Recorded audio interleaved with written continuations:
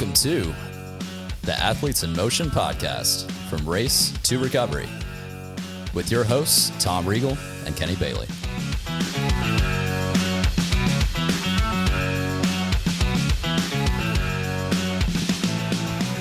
Hey, Tom. Hey, Kenny. How are you doing today? I'm fantastic. How are you? I'm doing well. I'd like you to be introduced here to Kortney Dalrymple. Hey, Did I do it Courtney. right? Hello. Yes. All right. Got the name right. Welcome, welcome. Thank Now- you. Thank you for having me. Hang on. She's got lists here. She right now is a director and coach for Hyden Beach. Is that correct? Correct. Yep. You are also the adjunct professor at Belmont University Yep. and a consultant with the Gatorade Sports Science Institute. Did I get all of them? Yes. Can I I- wear a lot of hats here. Is your Nice. business card like 7 inches? Incognito. I don't have it all listed on one. Good.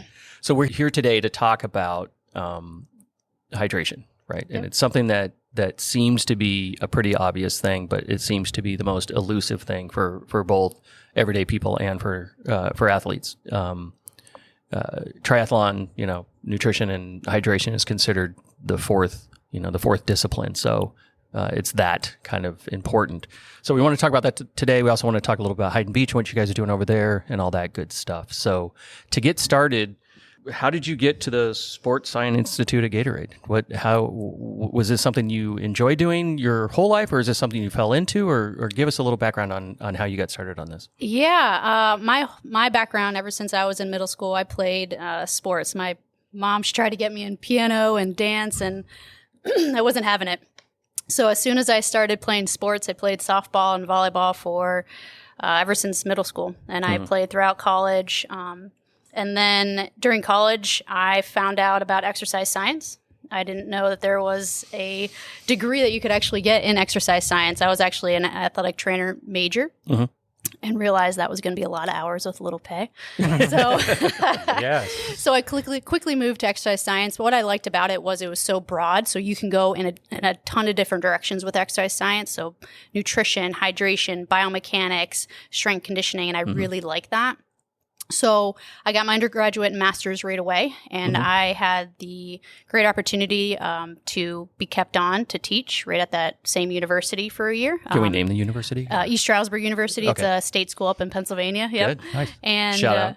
Yeah, shout out. That was such a blessing in my life because that's kind of what started my career. Right after that, I got a position at the University of Pittsburgh, so I started teaching there. At the University of Pittsburgh in their exercise physiology program for 2 years. And that was great because I was able to implement some new courses in their curriculum, get more of a strength conditioning base in their curriculum, which is what I wanted to do. And then I decided, hey, if I think I'm going to continue this, let's go get our PhD. So I went down to Georgia to work on my PhD, and that ended up not being such a great fit for me. And then I called it my quarter life crisis. Figuring out where I was going to go, what I was going to do. And, I applied to 144 jobs. Wow. Yeah, I had a whole Excel spreadsheet. Everything from coaching to being a director to teaching. I mean, you name it.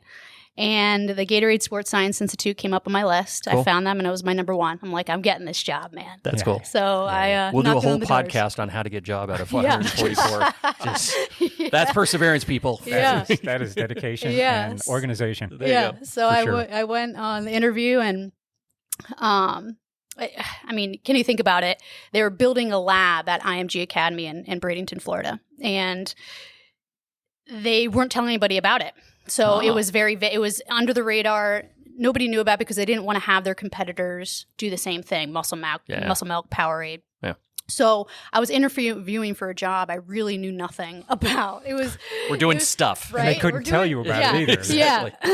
How do you post a job for something that doesn't exist? Exactly. So I was like, man, I really want this job, but I have no idea what I'm going to do. So we ended up having, after a bunch of phone interviews, we had the on-site interview.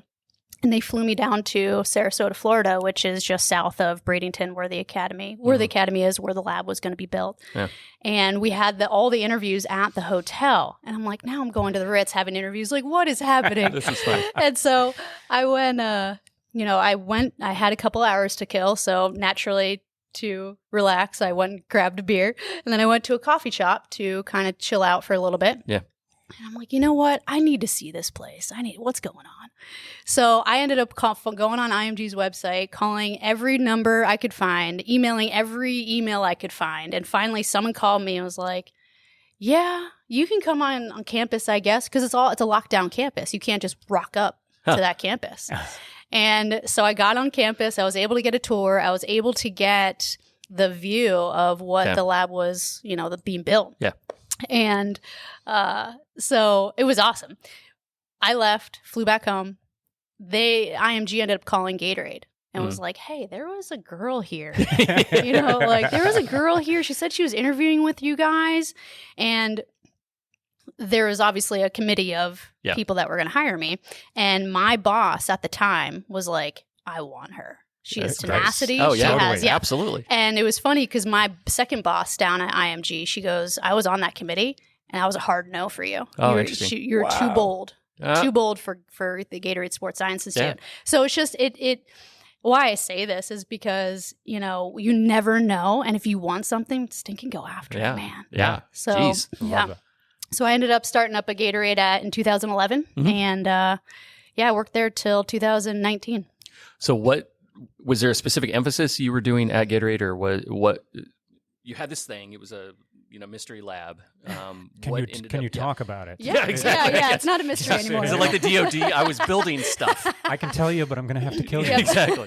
We'd like to know. Right. So for the first few years, we were really focusing on collecting data in youth athletes. So we, I don't know if you guys know about IMG Academy, but it's basically a boarding school for high school athletes. They have now up to, I think, 10, 11 sports at their facility. So we were trying to understand the physiology behind what's the difference between a 16-year-old soccer player physiologically and a 16-year-old basketball player, males and females. I mean, we were just collecting data like no other. So, we were doing 8 one-hour tests per day. We were collecting physiological measures such as hydration, metabolic testing. We're doing body composition. We were doing reaction time, strength, agility. The whole gamut just to get a portfolio of that athlete. Yeah. So that was kind of my first 3 years. Then I transferred over into the service side. So the service side, meaning we serviced our collegiate and elite athletes. So, Gatorade is a huge brand and they sponsor a ton of different athletes and associations. So, they have a lot of affiliates and they have a lot of asks. So meaning if we would get a request from another sport, a company, a brand, a team, they would call us and say, hey, we're having XY issues with our players. Can you come out and help us? I see. And so that's where I came into play. I would try to understand what the issues were that they were having. Then we would conduct tests in their environment and then provide them their results based on the testing that we did with the players. Oh, that's awesome. That sounds like it'd be fascinating because it's different every single time, right? Yeah, it was. And it was really cool because, you're talking about the top 2% of athletes could be in the world, definitely in the country, right? So you're looking at this small group of athletes, and so they're having these really specific issues. Yeah. So it was really kind of cool to see some of that data. This data was really, really interesting when we collected it all. Wow. Wow. Huh. So let's use some of that data. So our focus topic today is around hydration, because hydration is, as you point out, you're looking at elite athletes that are still, I'm assuming part of the issue was around hydration and sort of movement. So when you say that, when someone comes up to you and talks about hydration, how do you perceive that? What is, it sounds weird, but what is your definition of that? How does that roll around in your head, I guess, when you hear is somebody properly hydrated or not hydrated? Is it just, hey, I need to drink a lot of water at this amount of time, I got to do half my weight in ounces? When you hear that, what's two things? What are we supposed to take from it? And secondly, what's it supposed to do for us, I guess? Okay. Yep. So I guess how I think about I'm a very analytical thinker. So when someone says I have an issue with hydration, I want to know way more information than that. When? What are you talking about? Are you getting heat illness? Are you getting heat stroke? Do you get fatigue during training? Is it all throughout the day? Is it just around certain sessions? Is it just certain times of the year. Like, I just want to know more information to be able to help that athlete to better pinpoint what's going on. And then, I'm talking about not only fluid, but electrolytes as well. Electrolytes it plays a huge factor in hydration. So I'm kind of thinking of both components there. When you hear sort of the term of half your body weight supposed to be in ounces, that's obviously that's not. And then you vary based off of kind of your condition. If you're doing endurance stuff during the day, or if you sweat a lot, those kind of things. Is that a good number to go by, or is electrolytes just, should I go get a Gatorade, slam it down, and say I'm good, or can we say other things besides Gatorade? Yes. Is that allowed? Yes. Other electrolyte Other drinks, electrolyte drinks. Yeah. Or do we owe Gatorade money if we say Gatorade? I can't figure out the. Do you think they'll sponsor the episode? don't know. I mean, we should ask them. We should ask them. Yeah. So does that? I don't know if that question makes sense. Yeah, and I think just because of my background, I think a little bit differently. So it's good to have a general base understanding, because some people have zero clue how much to consume, right?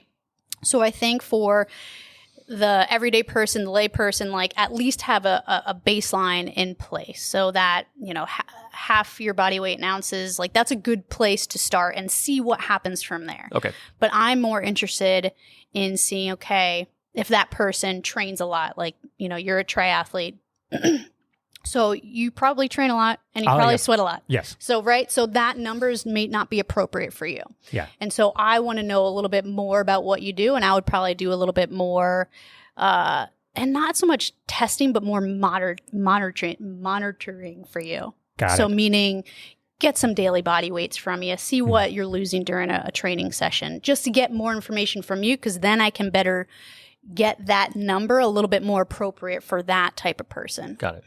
And when we're talking electrolytes, are we talking what? Is sodium included in that? Potassium? Yep. So sodium. How does so that we magnesium? lose. How does that all play into? So we lose a lot of minerals in our sweat, right? But sodium's going to actually be the highest one by leaps and bounds. Got it. So if you have a normal diet, you're probably getting enough potassium in and magnesium. And some people struggle with the magnesium part and then can take some supplements. But sodium, by leaps and bounds, you're losing a ton more than the other two. You lose a little bit of calcium too. But again, sodium is your primary loss of mineral loss in your sweat. So I'm focusing a lot on sodium when I'm picking my products. Got it. And so how do we measure the amount of sodium versus water? And is the sodium the one? Now, correct me if I'm reaching out here, because I'm not that educated on it. Sodium helps absorb the water that we're taking in, or how does that play? Yep. So kind of twofold here. So yes, sodium does help with fluid retention. So then it will help with that hydration part. Got it. Sodium also has a play in that muscle contraction process in the body. So there has been a ton of research trying to pinpoint why muscle cramps happen, right? Yep. And we still don't know, which is so frustrating, That's right? gotta be, yeah. It's Pickle so frustrating. juice, it's a banana. We've tried everything. It's a Yeah. pill. So, I can't, again, the research, there's not enough to back it up there. And there's been research going on for decades on trying to figure out muscle cramps, right? Anecdotally, I found over the 2,000 sweat tests that I've done, and I'll talk about that in a little bit, sodium can help with some people. Some cramps can be due to muscle fatigue, and you kind of can't really help that. But some cramps can anecdotally be due to sodium losses, especially if there's a ton of sodium losses. Yeah. It also can be linked to a sodium and dehydration combination too. So but that's not going to be in all people and all cramps. Yeah, everyone's going to be slightly different on it depending on what they do. Yeah. So on the sodium side, how would I figure out how much sodium I need? I know personally, anecdotally, I'm a heavy sweater and I lose a lot of salt. I can tell from the sweat stains on my shirts and jerseys and stuff. I can see all of that. Yep. I also know that I do get some leg cramps and some feet cramps. But if I pour a ton of salt on my food, that seems to get a little better. But I don't know how much I should be using. I just use a lot. Yep. So Not always good. Yeah. People look at me a little funny when I grab the I'm big sure. shaker. I have a massive salt shaker, and I just dump salt on things because that's the only thing that seems to help for me. But I've never gone and measured it. Yep. Of all the years that I've done this, I've never actually measured that. So you can do, and that's what I call sweat testing. So that's what I've done probably for the last 4 years, and what I continue to do with the Gatorade Sports Science Institute is one of our major tests, major asks is to do sweat testing. So the results of that is you have sweat sodium concentration. So basically how salty of a sweater you are. That's mainly determined by genetics and just the basic physiology of a person. Then you have hydration. You could be a heavy sweater, you can be a light sweater, right? That is due to a number of factors, right? That's due to the intensity of training. That's due to your fitness level. That's due to the environment that you're going out and training in. There's so many factors that go into the hydration, how much you sweat aspect. Yeah. But what you have to do is you have to put them together. So meaning I could have a low concentration of salt loss. So meaning I don't lose a lot of salt. The concentration of salt that I lose is pretty low. But I can be a really heavy sweater. So ultimately, I'm going to lose a lot of sodium because I'm a heavy sweater. Okay. Does that make sense? Yes. So typically, the higher risk folks are the ones that are going to have that higher concentration, that they're going to be a salty sweater and sweat a ton. Those are the folks that you typically see the issues with heat-related illnesses or cramps, or they fatigue really quickly. Those are the ones that you're like, okay, we really got to nail this one down. Got it. Okay. So I wanted to go through a couple of myths around, or are they myths or not? Okay. Right. Yep. So as an endurance athlete, I'm told 20 to 24 ounces of water during an endurance. Try to get 20 to 24 ounces an hour when you go through an endurance event. Is that a relatively good yardstick to measure by? Again, so I always look at this from the lens of what I've done, my previous experience. Yeah. And that's a good baseline to go by. Okay. Some people, especially during endurance training, you're going for a long period of time. Yep. So, for team sport athletes, we're looking at anywhere from about 16 ounces that they consume for every pound lost of weight that they go. So with the endurance-based folks that they're training for so much longer, they're competing for so much longer, having that a little bit higher seems to be appropriate. But again, it all depends on the conditions that you're training and the intensity that you're training in, because, you could induce hyponatremia as well. If you're only consuming water-based fluids with no electrolytes, and then you're consuming that amount and it's not very hot outside, and then you could induce hypertremia, which could end up having the same effects as dehydration, and now you don't know what's going on. So is it around muscle cramps? How does that manifest itself then physiologically? If I do, how does that? In terms of the fluid that you're consuming? Yeah, so if you're taking in too much water. Exactly. Does it have that same cramping effect? Does it have the You'll same have the fatigue, you'll have the fogginess, you can get dizzy, you can feel almost the same issues that people have with dehydration, and then you won't know which direction to go. And so you need a professional at that point to tell you. Yeah, exactly. And you don't see that a ton. Yeah. I mean, obviously the dehydration is more prevalent. Yeah. But you will see that, especially in endurance-based athletes, just because of how long they're training for. And then, when that happens at the end of the race or at some point during the race, you need somebody there to really be like, hey, what did you consume during the race? So then I know how to help you. Yep. Endurance athletes have a tendency to go, well, if 24 ounces is good, 48's got to be better. We'll see. If 1 is good, 5 is better. Yeah. Let's crank on it. So we can definitely get into that mode. So also, how does the environment? We talked about the environment coming into play. Dry climate versus humid climate. Yeah, it's going to make a huge difference. What do you need? Because I've heard both on this, and I've heard arguments both ways where like, oh, you sweat more, but it evaporates quicker in a drier environment, but you sweat less because it stays on your skin longer, so you need less in a humid environment. So what's the purpose of sweating, right? So the purpose of sweating is to decrease our core temperature. Our body's trying to cool itself. So it's taking that heat and throwing it out to the skin, and then it's going to get evaporated in the air. When it's humid outside, you're right, it doesn't have that ability to evaporate as easily. But now what's happening? That core temperature could potentially increase because I'm not getting that heat out and dissipated out of my body. Yeah. So that's where you tend to see issues with heat illness, is when it's really hot and humid. So you need to drink more? So consume more, I should say? Well, what could help is drying your skin off, wearing those certain shirts protect shirts and sleeves, the wicking and the sweat away from your skin. Because if people are wearing long sleeves and it's really hot and they don't have the type of clothing that will take that moisture away from the skin, now they're creating a full microenvironment around their body that's kind of just holding on to that heat. Got it. So we want to dissipate the heat. That's we want to get that out. It's like a low country boil. Yeah, exactly. So enough about Kortney. I want to talk about me. Two challenges I'm having, and I think this is not unique. This is why I'm bringing it up. One of the biggest challenges I have is I'm trying to keep to that 20 to 24 ounces thing, but I get stomach slosh like crazy. Oh, yeah.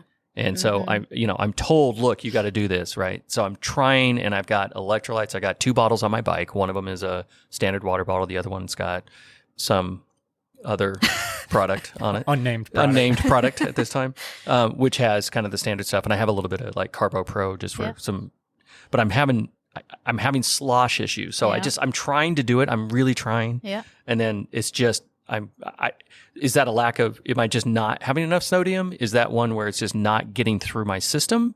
Because it's been eluding me for years. Okay. Well, a couple of things here. So do you need then the 20 to 24 ounces? Like I would kind of switch your thought and be, hey, maybe I should weigh myself before and after the training session and see how much weight I'm actually losing. If I'm within about 2% of my body weight, then I don't care. Like I'm good. You know, I'm not going to, I don't tell people to be 100% hydrated during a training session. It's not going to happen. I want them to stay within about 2% of their body weight. If you're within 2% of your body weight and you're consuming maybe 15 ounces or 16 ounces and you feel so much better, do that. Okay. But also there is, you have to train your gut. So our gut, just like we train our muscles, we have to train our gut. So, you know, you have to train it with fluid, but also carbohydrate consumption. So if you go from, and it sounds like you've been doing this for a number of years, so this might not be an issue for you, but if you go from consuming nothing and then saying, oh, I need to consume 20 to 24 ounces during my training session, now you're trying to do that, your gut's going to be pretty upset and you're not going to feel too well. Same thing with carbohydrate. So we have to train our gut, but we also have to understand, is that number really appropriate for you? Okay. And that's, what I haven't done is, because if I go to do this sweat test, is it like a 30-minute test? Is that how you do it? It depends. I go by your training session. So I want to make this as realistic for you as possible. Okay. So if that means 3 hours, we're going to do it for 3 hours. And then do I take fluids like I think I should be taking fluids? You do what you normally do because I want to capture that. Okay. Perfect. And then she's going to tell you how it's all wrong. And how it's all wrong. Yeah. And what you should be doing like, better. Really? You've been doing this for years this way, huh? Really? Worked for you, huh? Really, huh? That's nice. Clearly not, because I see your results. So the second one is, okay, so I think I'm doing okay. It's hotter out than I anticipate. I go out. I'm in the middle of this endurance. Let's say it's going to be a marathon. And I have a rut row moment. Like I'm getting dehydrated. No. That's a whole nother podcast we'll talk later. It happened one time. Leave me alone. So you know you're getting dehydrated. You can tell something. You're starting to bonk, right? How do you come out of that? Is it time? Is it you're too late? Is it like save it for another day? Like just gut through this one and take lessons learned, or can you come out of a nosedive? I guess. Yeah, it's going to be tough. Okay. Yeah, it's going to be tough if you're already there and you feel that you're already there to get you out of it by the time you need to get out of it. Okay. That's why planning, especially for endurance athletes, is so important. Okay. That planning, that prep, if you know, okay, I know how long my race is, I've practiced consuming this much amount in this environment and consuming this much amount carbohydrate in this environment, then I'm like, okay, I have a good plan in place. But, I always say, practice what you're going to try during practice. Don't try anything new during a match. We or keep a telling people that, and they still go out and try new stuff. I know, and then they're feeling like and then they don't know why. Nothing new on race day. Yeah. Nothing new on race day. Yeah. But yeah, it's going to be tough to get yourself out of a hole.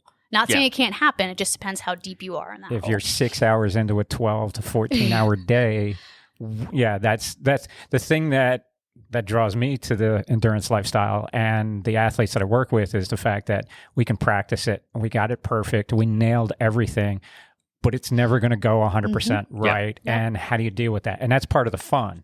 Part of the fun is going, okay, whoops, temperature is different. I'm not used to this. The winds are up. What am I doing? All of a sudden, I've got to make these deviations and to get to the finish and get the goals that I want. And that's part of the fun of it. So that's why we keep looking at, like, if we're 6 hours in and we're bonking because we're out of electrolytes or, not getting enough water, we're overheating. What do we do at that point? I mean, how do we get ourselves out of the nosedive?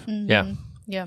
And there's stupid things. Like I did a half Ironman where I put too much powder in my bottles, so it tasted like crap. So I didn't drink the fluids I was supposed to. And if you look at my before photo and my after photo, I mean, I lost 6 pounds. During that race. You could see it. Yeah. And you can see it also when I'm kind of coming across the finish line looking like, walking death, right? Because it just cratered everything. Yeah. Hey, switching gears, because we talked a lot about endurance. So let's talk about sort of bodybuilding and sort of CrossFit training and other things. And team sports. Yeah. How does that affect? I think to endurance. Yeah. So if we look at, because we're comfortable in the endurance world, we have a lot of folks that come to the shop that talk about, they're CrossFitters. They'll come in with a gallon of water with them. Like they're supposed to drink the gallon of water. When you look at sports that are like CrossFit, that are 45-minute sort of hit things, is that a different, obviously you still have to drink throughout the day, but is that a different sort of focus at that point then? During those times, it's less worried about the hydration, it's more worried about sort of before and after, or is that relatively the same? So I'm in the middle of, a 45-minute GM session. Yeah. So, if you're consuming some fluids, you're probably not going to have an issue during that such a short period of time. Yep. But it now is going to be important for you to consume fluids before and after to make sure that you're replenishing and preparing yourself for that session. The folks that are, they carry a gallon of water around. I mean, here's the thing. Again, everybody's going to be so different. Yeah. And that intensity of training and how the physiology behind that person is going to be so different than the person working out right next to them. Yeah. So I don't like to give kind of general guidelines to people. Yeah. I like to say, okay, what's your urine color like? Yeah. How are you feeling during the day? Are you losing a lot of weight during your training session? Those are the factors that I like to focus on a little bit more. That's when you're good friends, is when you can ask urine color. That's when hey, how's your urine color, Tom? Is it apple juicy? Exactly. I'm more on the stout kind of range. Stout kind of range. I'm more of an IPA guy, but I try to keep it light and crisp. We'll just call 911 right now. Yeah, which is funny because I tried the gallon thing and I think I was peeing every 15 minutes and it was like ridiculous. So, I think I was actually, when I was doing some strength training at one point, I was drinking so much that I was getting more cramping because I think it was actually flushing my system because it wasn't that warm out. Yeah. And I was trying to do that. Well, you have to have that much. And it was too much. Yeah. Way too much. So for the average person listening to this, they're not endurance athletes, they're not doing CrossFit, they're just getting started out. What would be sort of one or two things that you would have them sort of think about as they start doing that? We talk about recovery as an important thing. Like, hey, don't wait until you're sore. We think recovery is a helpful thing throughout that. On a hydration side, what would be those one or two things that you'd want them to start being a little bit more educated about? Yeah, I would just start thinking about, start thinking about looking at your pee color, the color of your pee. So 'cause that's such an easy way, an easy indicator to use to say, okay, I might not be consuming enough fluids right now. And then when people think of fluids, they think of water, but fluids is much more than that, right? So fluids could be milk, it could be an electrolyte drink, it could be juices. I mean, there's so many options to fluids. So don't think that you're pigeonholed into consuming only just water when we're thinking about fluid. And then especially if these folks are outside for long periods of time, in the summer, in the heat, in the humidity, making sure to have some electrolytes in their fluids. I think, because of the medical side of sodium, it's gotten a bad rap. But from the performance standpoint and how much we actually lose in our sweat, I think it's important to, hey, if you're doing certain activities, you're outside a lot, you're training a bunch, few hours, like let's get some sodium in there, especially, like if you were, you're a salty sweater, you sweat a lot. So that's important for you, right? Yep. I mean, some people crave sodium after their tournaments and events. And why do you think that is? Yeah. Yeah. That's a good fact. What about the folks that are not very active and they're sitting at home drinking tons of coffee? They still need to be concerned about electrolytes. They can still get dehydrated just by not drinking enough fluids. The right fluids. Yeah. And probably. More than likely, if we're talking about that group, realistically, if they're consuming a normal American diet, they're probably getting in enough sodium. And if they're not exercising at all, then they're probably good to go. But they lack in the actual hydration standpoint of getting enough fluids in. Got it. Awesome. Right kinds of fluids, right? The right kinds. Yeah. Coffee in the morning, beer in the afternoon. Yep. Coffee all day, and then finish it with a beer. Yep. Yeah, all good. A little whiskey at the end, and all day. So let's talk Hyden Beach. Yep. Tell us a little bit about Hyden Beach. What's going on there? Why did Mr. Hyden decide to come to Tennessee? Could you give us a little background on Hyden Beach and what's going on? Absolutely. So John Hyden and his family, Robin and his two kids, Sam and Jackson, they moved to Franklin, Tennessee almost 3 years ago. And, they moved from California just to have a better Darn Californians. They're just taking every over. single one of them. Just to have a better quality of life for their family. Yes. And they absolutely loved it here. And so John, he's still playing professionally on the AVP tour. So that's the the professional volleyball tour in the U.S. And so he's still training, he's still competing, and, he has this pie in the sky idea of wanting to build an academy here. Really, it was his wife, Robin. Yeah. But so he started training some girls here right when he first moved out of one of his players had a sand volleyball court at his house. And then, slowly over time, talking to people, just getting to know the community, build relationships. They were able to find a land to lease from the Hustle Factory down in Spring Hill, Tennessee. So John and his folks, they built up 6 sand courts on the side of the Hustle Factory, which the Hustle Factory is a sports complex mainly focused on baseball, but they do have indoor volleyball there, and they're building it up to potentially have more sports and kind of to build maybe a small IMG academy. So we opened up June of 2020. It's been really new. Great time to open, right? Just perfect year for that. Perfect year. Yeah. Yes. I mean, we were lucky enough. We're in Maury County, so they didn't really have any restrictions against us being outside and training the girls, and which was awesome. Helps being outside. Yeah, yeah, especially yeah.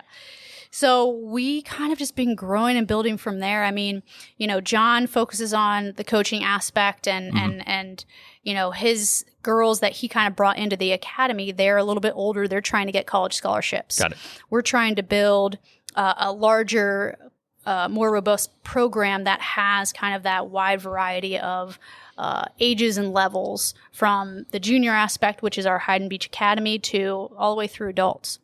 So we're understanding the demand of what people want to do here and how they want to play sand volleyball. If they want to play sand volleyball, what they'll come out to do. And, I just moved to Thompson Station less than 6 months ago, so I'm kind of learning the area as well. But Hyden Beach, we're running tournaments almost every weekend now. We just started the season last week, and our academy goes year round. These girls will train if it feels like 40 or above. I mean, honestly, they'll train if it's colder than that, but we won't train it. Yeah, you I won't. I know. You'll be inside telling them what to do. Yeah, through a bullhorn I mean, or the something. sand, it gets frozen some of these nights. Yeah. When we were back No kidding. Yeah. I didn't know sand can get frozen. Yeah. That's a thing. Yeah. Huh. So back in January and February, it was Wow. Yeah. So you host pro tournaments. Yep. You host sort of amateur tournaments, Yep. right? You do academies for kids, Yep. and also you do is it an academy for adults or is it just? Yep. So okay. we're doing a lot of private coaching right now, which is awesome.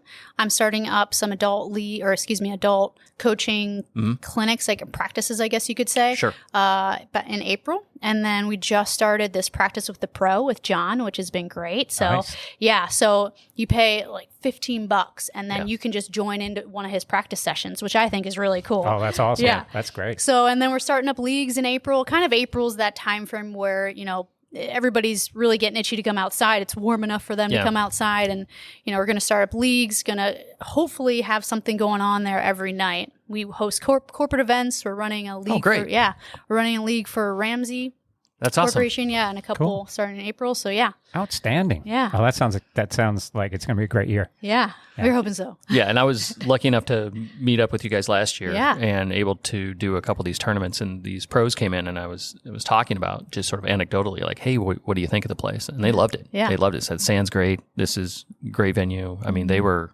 singing its praises. So How did you feel about some of the pros that came out? There was some good ball that you got to watch. Yeah, it's kind of amazing, and I don't want to call out people that are just trying, but it's funny to watch the pros. I mean, they're doing 42+ inch verticals. They're they look like the poster. It's amazing. And the next day, the amateurs show up, and it's the same sort of feeling that they want to have, where they run up to the net, they go to jump, and it's like 2 inches off the ground, and it's and they're trying, but it's like up until the actual jump, you look just like the pro, and then you're like, oh, okay, now I know why they're pros. Got it. Yeah. I mean, these guys are The effort is there. exactly. The effort's the same. The energy is the same. The result. Yeah, and the women's pro, I mean, they're just, I mean, it was good We games. had some ballers last year, They were fierce.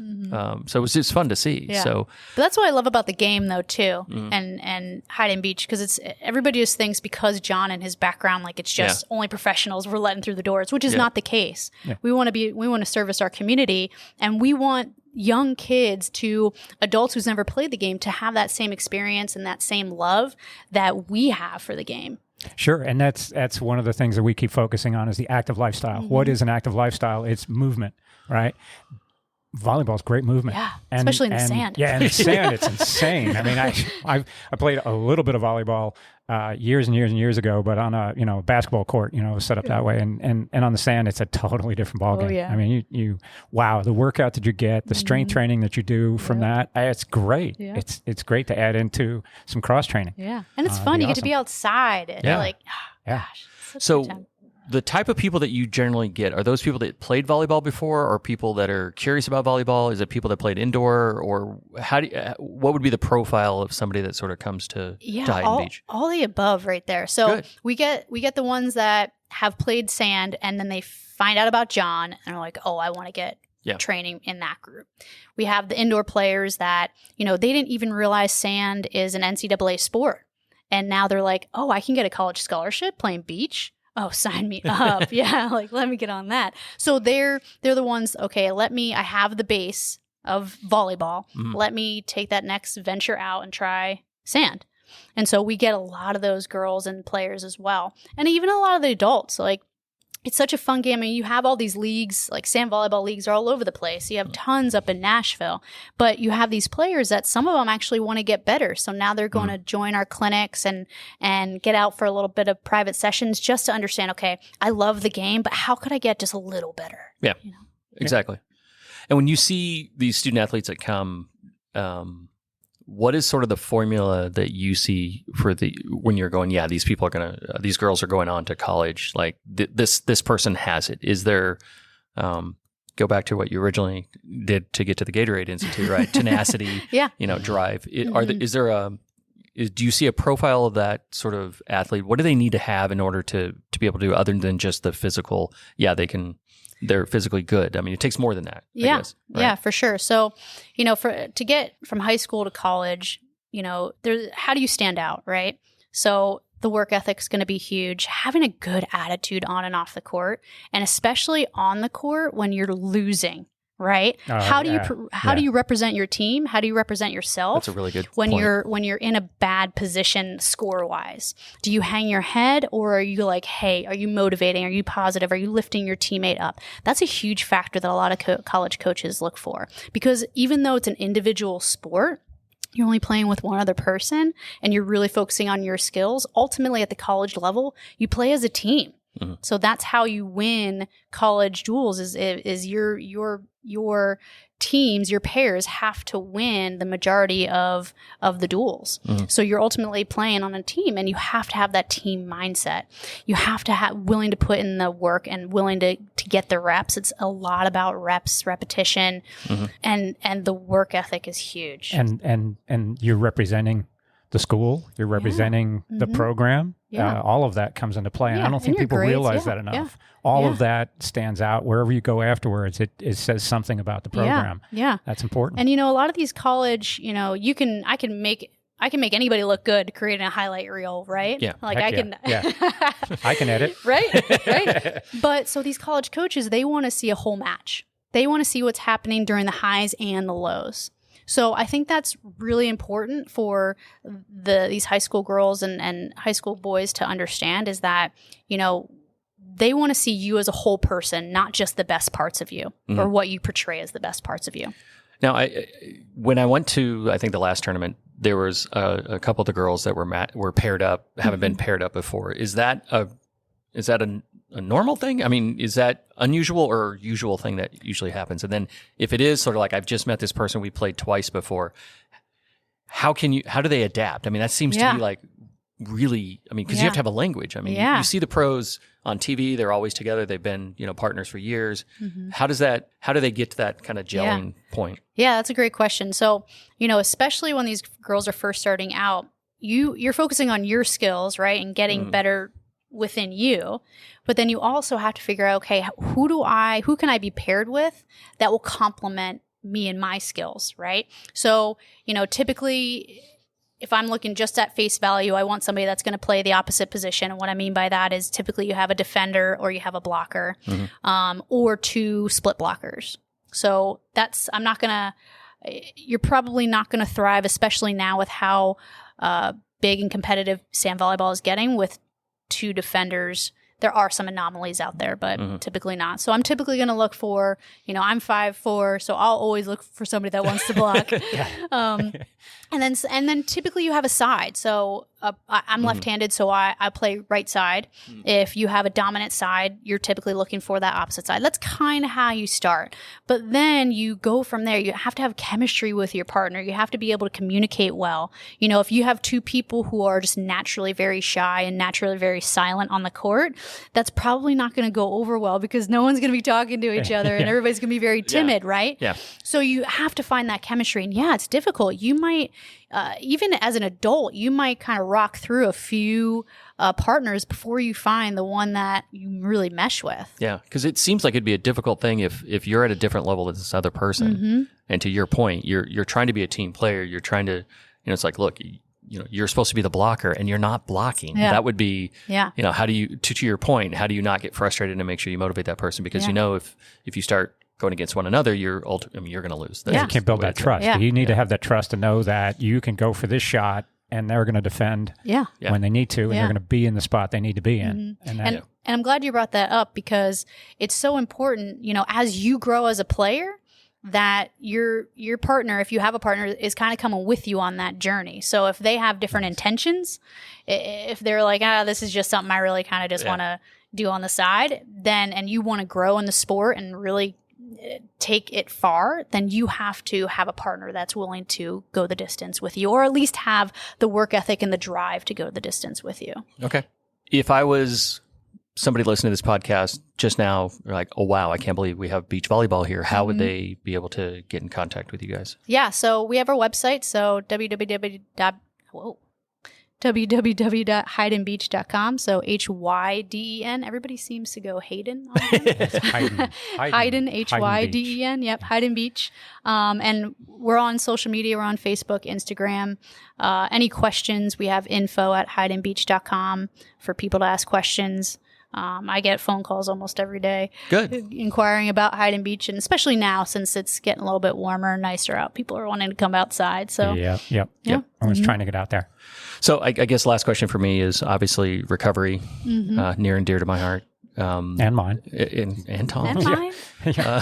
All of us. It's part of it. So, we built the place based off the assumption that needs to be sort of incorporated.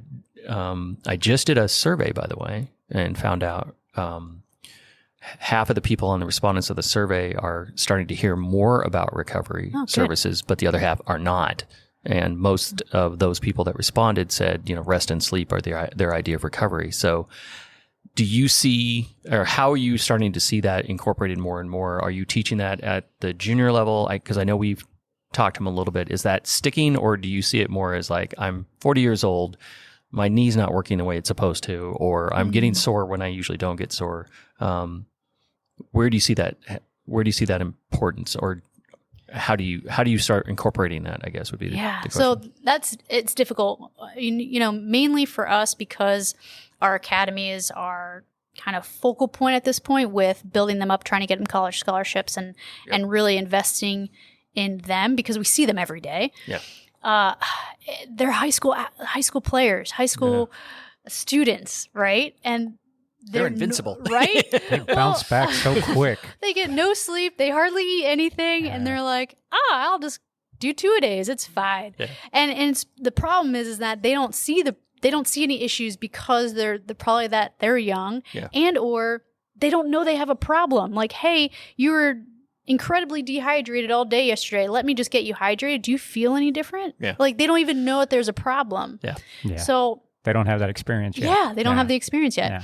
And so it's just having it's trust and buy-in. So they have to trust us first and foremost. So they have to understand, okay, that we're trying to help them and make them better. So they have to have trust and buy-in from the people that are close to them. So their coaches, John and I, our other coaches on staff. And then we can start to slowly implement like just small changes. Hey, try to get 7 to 9 hours tonight. Like at least 7. Let's go 7. Yeah. Go to sleep before 2 a.m. Yeah. Right? Yeah. And you got to be here at 8. Let's let's get a little extra sleep. Yeah. Let's eat right. Yeah. Let's make sure we're eating lunch if you're going to training at 4 o'clock. Like, come on. Come on. Do you get to program out their weeks a little bit more with some strength along with the skill sets that needs to happen? So that's probably all incorporated. We talk a lot about it. We just don't have a strength conditioning area down there. So it's been a little bit problematic. Tough, so everybody kind of does strength conditioning in their own areas because we get girls all the way from Gallatin and Nashville and Brentwood. So, I mean, we have the whole kind of area. And so it's really hard to dial in their strength conditioning. We give them some exercises to do, some programs to do. John, over this past winter, he's gotten out into weight room with some of the girls, which has been really good. But that's an area that we're trying to kind of nail down a little bit better. Okay, cool. That's great. So for everybody in Middle Tennessee, they should check it out for sure. And if you're not in Middle Tennessee, because we'll have some people listening from outside, we'll check it out on the website and follow along because it's a great program. It's going to be awesome. Yeah. And we have a tournament this weekend. We have people flying in from Texas. Sweet. Crazy. Awesome. Yeah. That's good stuff. Yeah. Okay. Kortney, thank you for your time today. Thank you guys. Really appreciated the conversation. I know I learned probably things I should know that I've just been too lazy to kind of. We've been taking notes. We're data geeks as well, and we're writing things down. I'm going to go weigh myself when I get done. Pretty much what I'm going to do. And do all of that. So thank you so much, Kortney. Yeah, we really appreciate you having here. And everyone, if you like the podcast, give us a little rating. 5 stars is great. We'd love to have that. Ranks us up a little bit higher. Any notes, comments, feel free to give us constructive criticism. So we're moving along with this, trying to get better and improve. Any ideas for future podcasts as well. So thank you all so much, and we'll catch you next time. Yeah, thank you.